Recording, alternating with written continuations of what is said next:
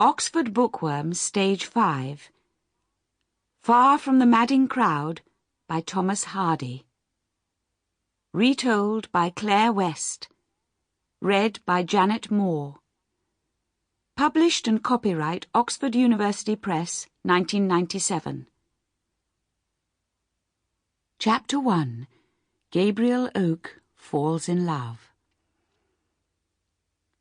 Gabriel Oak was a sensible man of good character who had been brought up by his father as a shepherd and then managed to save enough money to rent his own farm on Norcombe Hill in Dorset. He was 28, a tall, well-built man, who did not seem, however, to think his appearance was very important. One winter morning he was in one of his fields on the side of Norcombe Hill.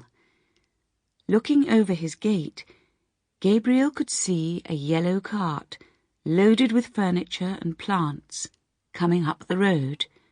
Right on top of the pile sat a handsome young woman.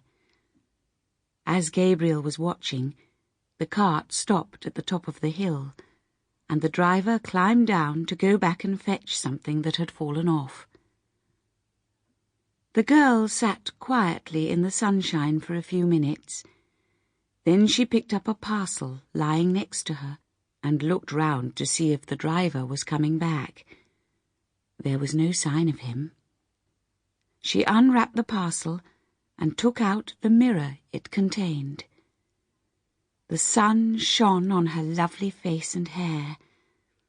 Although it was December, she looked almost summery, sitting there in her bright red jacket, with the fresh green plants around her.